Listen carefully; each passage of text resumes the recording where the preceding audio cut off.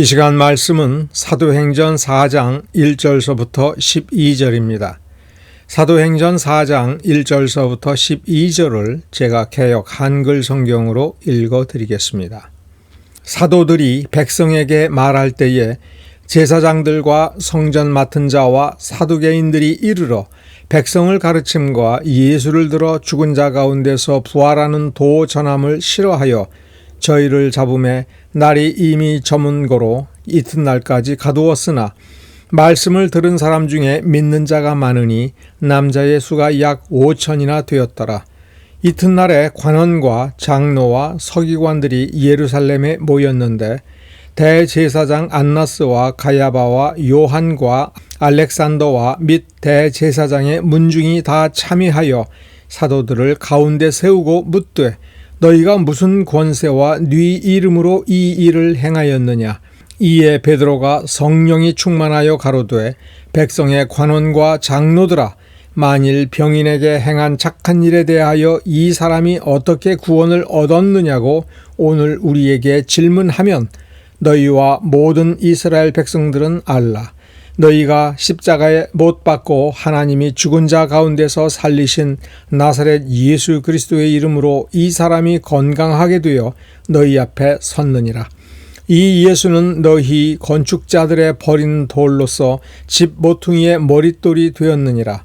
다른 이로서는 구원을 얻을 수 없나니 천하 인간의 구원을 얻을 만한 다른 이름을 우리에게 주신 일이 없음이니라 하였더라. 아멘. 오늘 우리가 나눈 이 본문을 통해서 우리는 행위와 믿음, 좀 더 구체적으로 말씀을 드리면 행위는 어떻게 믿음과 연결이 되며 구원의 역사가 나타나는가 라고 하는 사실과 또 다른 사실은 오늘 본문에 등장하는 단어, 구원이라고 하는 단어가 영혼 구원이 맞기는 하지만 영혼 구원만 있느냐, 삶의 구원은 없는가 라고 하는 점에서 구원의 종류에 대해서 우리에게 생각해 보도록 하는 말씀입니다. 영혼 구원이 있고 삶의 구원이 있습니다. 성경은 이 두 가지를 다 가르쳐 줍니다. 단순히 구원이라고 하는 말이 영혼 구원과 삶의 구원, 생명의 구원 등등 이 구원을 수식하는 형용사들이 적절하다면 여러 가지 형용사를 붙일 수가 있습니다. 그러나 영혼 구원 말고 또 다른 구원에 대해서 생각할 때에는 육의 구원을 생각할 수가 있습니다. 왜냐하면 우리가 이 땅을 살아갈 때 영적으로 산다 이렇게 말을 하지만 음식을 먹고 소화를 시키고 일을 하고 그래서 물질적인 어떤 것을 획득을 하고 그것을 누리는 삶을 배제할 수가 없습니다. 밥을 영적으로 먹을 수가 있겠습니까? 밥은 육신이 먹는 것입니다. 육신이 먹을 때 마음이 흡족할 수가 있고 마음은 여전히 배고플 수가 있는 것입니다. 육적으로 밥을 든든히 먹어서 배가 부르지만 마음이 헛헛하고 마음이 비었다. 이것을 영적으로는 배가 고프다 이런 표현을 할 수가 있습니다만 정확한 표현은 아닙니다.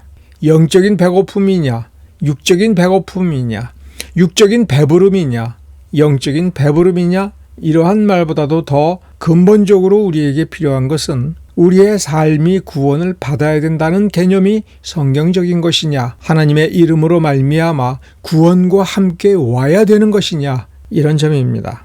오늘 우리가 다룬 본문의 사건은 명칭은 나오지 않았으나 아마도 산헤드린 재판을 받고 있는 장면입니다.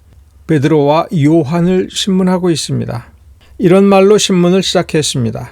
너희가 무슨 권세와 네 이름으로 이 일을 행하였느냐. 엄청난 위세를 가지고 가난한 두 사도를 억압적 분위기 속에서 누가 감히 이런 짓을 했느냐 이런 식으로 물었을 것입니다. 사도는 성령이 충만하여 대담하게 상당히 압축적으로 진술을 했습니다. 9절서부터 12절 사이에 베드로가 답변을 한 내용이 나오는데 이 답변의 핵심 내용, 베드로와 요한에게 문제를 삼은 것은 바로 사도행전 3장입니다. 사도행전 3장은 바로 이 문제가 된 사건, 무슨 권세와 네 이름으로 이 일을 행하였느냐 할 때에 그 일이 무엇인지가 서술되어 있고 백성들이 의문을 가졌을 때 그 백성들에게 자세히 설명한 그 내용이 사도행전 3장에 그 사건과 함께 기록이 되어 있는 것입니다. 그 일에 병고침에 대해서 문제를 삼자 성령이 역사하여 성령이 충만하여 베드로가 진술을 하였다라고 할 때에는 그 기세에 짓눌리지 않고 당당하게 용감하게 할 말을 다 했다. 대단히 지혜롭게 오히려 신문하는 사람들의 입을 막아버리고 머릿속에서 무슨 생각을 더 이상 할 수 없을 정도로 꼼짝 못하게 만드는 기가 막힌 논리가 나왔다라고 하는 점, 이러한 깨달음이 그 가운데 있었다라고 하는 점을 우리가 확인을 해야 됩니다. 지금 나를 신문하는 그 질문이 이 사람이 어떻게 구원을 얻었느냐고 오늘 우리에게 질문하는 것이라면 이 구원의 원인이 바로 너희들이 죽인 예수 그리스도, 나사렛 예수 그리스도의 이름으로 이 사람이 건강하게 되었다. 구원받았다. 이 사람이 구원받았다. 그러므로 이것이 구원이다. 이 사람이 고침을 받았다. 나면서부터 걷지를 못하여 두 다리를 쓰지 못하여 아무것도 할 수 없어서 어렸을 때부터 지금까지 성전 앞에서 구걸을 한 사람이라고 하는 것은 누구나 다 알지 않느냐. 나면서부터 불구가 된 이 사람의 두 다리를 고치는 것이 구원이라면 그 능력은 오직 어디에서부터 오느냐? 하나님밖에 없지 않느냐? 자, 그러면 이 사람이 고침을 받았으면 예수 그리스도의 이름으로 예수 그리스도의 이름을 불렀을 때에 그 이름을 통하여 온 권능이 어디서부터 온 권능인가? 하나님밖에 없지 않느냐? 그러면 뭐가 문제가 되느냐? 이런 식으로 말대꾸를 한 것입니다. 이러한 논변, 이것은 본질을 깊이 깨닫고 성령께서 베드로의 마음속에서 머릿속에서 역사하셔서 그가 깨달은 본질을 담대하게 말할 수 있도록 도와주신 것입니다. 우리는 다시 사도행전 3장으로 올라가서 이 사람이 누구인가를 생각해 봅시다.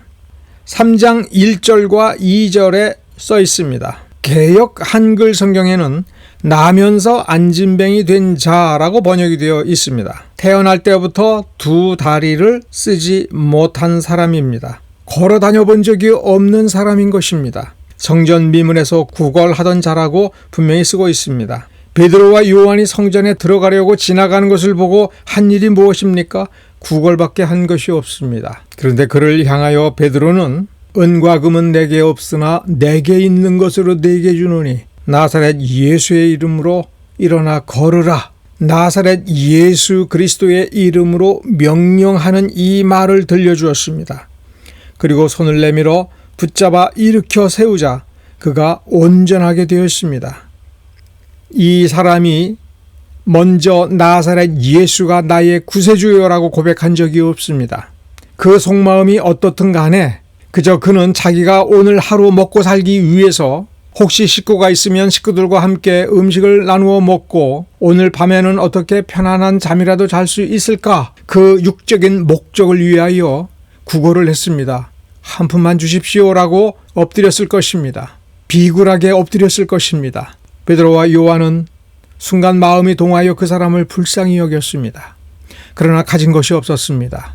사도들은 가난했습니다. 물질이 없었습니다. 그러나 물질보다도 더 중요한 것이 이 사람에게 필요하다라고 하는 것을 깨달았습니다. 그래서 나사렛 예수의 이름으로 일어나 걸어라, 걸어라 라고 명령했습니다. 태어날 때부터 한 번도 힘있게 그 육신을 지탱해 주고 걸을 수 있도록 움직여 본 적이 없으나 일어나 걸어라, 일어나는 힘을 가져라, 걸어 다닐 수 있는 능력을 가져라, 그렇게 명령을 했습니다. 그 이름 나사렛 예수 그리스도의 이름으로 그렇게 명령하고 그가 손을 내밀어 붙잡아 주자 그의 두 다리에는 근육이 생기고 힘이 생기고 걸을 수 있게 되었고 뛸 수 있게 된 것입니다. 이 말을 사도행전 4장 10절에서는 이렇게 표현합니다. 나사렛 예수 그리스도의 이름으로 이 사람이 건강하게 되어, 개역 한글은 그렇게 건강하게 되어라고 번역했습니다. 우리는 이 말이 무슨 뜻인지를 압니다. 정상이 되어 건강한 다른 사람들과 똑같은 상태가 되었습니다. 이 말은 단순히 걸었다, 걷는다, 걸을 수 있다, 뛸 수 있다가 아니라 그 사람은 이제 정상적인 사람으로서, 보통 사람으로서 건강한 자기 삶을 이어갈 수 있도록, 일하러 다닐 수 있도록, 멀리 여행 다닐 수 있도록 정상적으로 회복이 되었다는 이야기입니다. 개역 한글이 건강하게 되어라고 하는 그런 말로 번역을 한 이 부분은 킹 제임스 성경의 영어 단어로 확인해 보면 문제가 하나도 없는 정상적인, 건강한, 완전한, 이 사람이 건강한 삶, 정상적인 삶을 살 수 있는 데에 필요한 것이 하나도 부족하지 않은 그런 의미에서의 완전한 그런 단어입니다. 헬라어로 휘기에스라고 하는데, 이 단어 휘기에스는 요한복음 5장 4절서부터 9절 사이에 적어도 3번 사용된 단어입니다.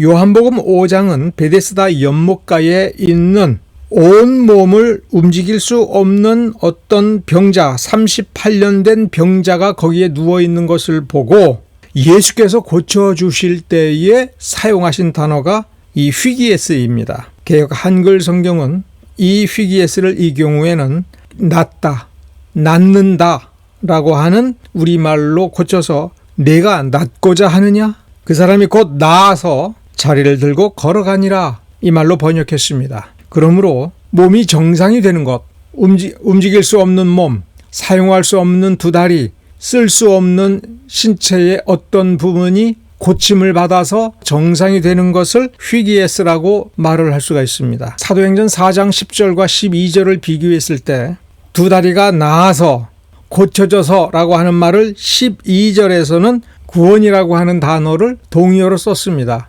자, 대제사장의 앞에서 신문을 받을 때 누구 이름으로 이런 권세를 행하였느냐라고 할 때 이 병고침을 염두에 두고 있는데 베드로는 본질을 붙잡고 질문을 정확하게 규정을 했죠. 이 사람이 어떻게 구원을 받았느냐라고 하는 질문이지요. 이런 식으로 했습니다. 그들은 거기에 대해서 반대를 하지 않았습니다. 다시 말하면 이때 당시에 유대인들도 병고침의 역사가 구원이다라고 하는 것, 그것에 동의를 했던 겁니다. 태어나면서부터 두 다리를 쓰지 못하고 성전 미문 앞에서 구걸을 하던 이 사람의 두 다리가 회복이 되어서 그가 정상적인 보통 사람의 삶을 살 수 있게 되는 건 그 삶의 구원이고, 이것은 하나님의 역사 속에서 나타나는 구원의 본질 가운데에 포함되는 당연한 일이다라고 하는 것을 이 사람들은 알고 있었습니다. 이 사람들은 알고 있었습니다. 하나님께서 율법을 주셨을 때 그 율법을 통해서 하나님은 무엇을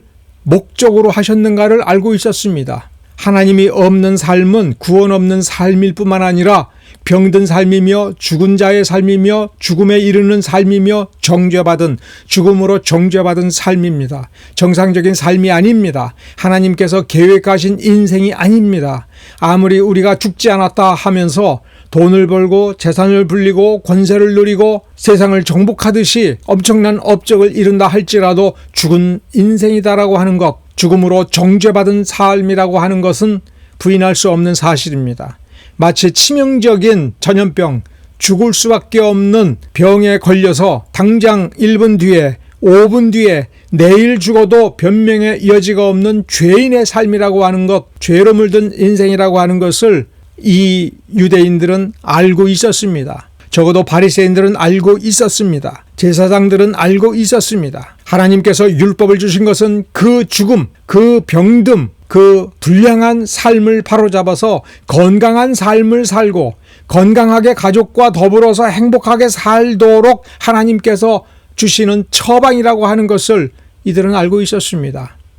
불뱀에 물려서 죽어가고 있는 것이 믿음 없는 자의 인생이며 삶의 형상이라고 하는 것을 이들은 알고 있었습니다. 놋뱀을 만들어 장대 위에 높이 세우고 그 놋뱀을 바라보면 그들은 그 불뱀에 물린 독, 죽어가는 그 상태에서 벗어나서 정상적인 삶을 살 수가 있었습니다. 제사장들은 그것을 알고 있었습니다. 레위인과 바리새인들은 그것을 알고 있었습니다. 그러나 그 본질적인 내용을 하나님의 뜻과 더불어서 추구하는 일을 어느덧 버리고 자신들의 권세를 중심으로 정복자 로마인들에게 충성하는 것으로 그 지위를 누려서 향락을 일삼고 귀족적으로 살아가는 것으로 만족하면서 지금 눈앞에 벌어지는 그 일이 어떤 일인지를 외면했던 것이 이들인 것입니다. 이 구원이 어떻게 왔는지 사도행전 3장 14절서부터 16절에 백성들에게 설명해 주고 있습니다. 너희가 거룩하고 의로운 자를 부인하고 도리어 살인한 사람을 놓아주기를 구하여 너희가 생명의 주를 죽였도다. 그러나 하나님이 죽은 자 가운데서 살리셨으니 우리가 이 일의 증인이로다. 얼마나 신비롭고 놀라운 일입니까? 생명의 주를 죽였다. 그러나 하나님께서 살려서 우리에게 다시 보내주었다. 그러므로 그 이름 예수의 이름을 믿기만 하면 너희들은 살인자일 수밖에 없고 죄를 지었고 하나님의 반역자가 되었으나 너희들이 그 이름을 믿기만 하면 그 이름을 믿음으로 그 이름을 통해서 하나님의 능력이 왔다는 것입니다. 사도행전 4장 12절 말씀에 천하에 구원 얻을 다른 이름은 우리에게 주신 적이 없다. 하나님께서 그 이름 부를 때에 그 이름을 통해서 그 능력으로 역사하신다. 그렇게 단언한 것입니다. 이런 병고침의 역사가 나타날 만한 진짜 능력은 오직 하나님이 가지고 있는 것이 아닌가? 하나님의 능력이 아닌가? 그러면 그와 같은 구원이 나타나고 그와 같은 건강함이 이루어지고 이러한 이적의 역사가 이루어지고 이 역사가 거짓이 아니고 참이라고 한다면 이것은 참으로 하나님의 능력 아닌가? 예수를 죽인 그들에게 부활의 도를 전하고 있습니다. 부활의 근원으로서 부활의 능력의 힘으로서의 예수 그리스도를 이 사도들은 전하고 있습니다. 예수를 죽인 이들에게 구원받으라라고 말하고 있습니다. 회개하라라고 말하고 있습니다. 예수의 이름으로 그 마음을 고치라, 그 생각을 고치라, 그 삶을 고치라. 건강한 생각을 하라, 건강한 영혼을 가져라, 건강한 육신을 가져라, 행복하게 살아라. 하나님께서 능력 주신다. 너희들이 배반자요 살인자요 하나님께 반역한 자라 할지라도 예수 그리스도를 믿는 믿음을 가지고 그 이름을 부르면 하나님께서 능력을 너희들에게 아낌없이 부족함 없이 베풀어 주신다라고 선언하고 있습니다. 예수를 십자가에 못 박으라고 소리치던 저 끔찍한 유대인들을 향하여 이렇게 너희들이 죽인 예수가 하나님의 능력으로 살아나서 이와 같이 능력을 행한다. 이 사람을 고친 것을 보라. 이 사람을 온전케 한 것을 보라. 이 예수를 믿으라. 이 예수의 이름을 부르라. 천하 만민에 다른 이름이 없다. 오직 예수뿐이 없다라고 증거하고 있습니다. 우리도 이와 같이 예수를 증거하는 삶을 살아야 될 것입니다.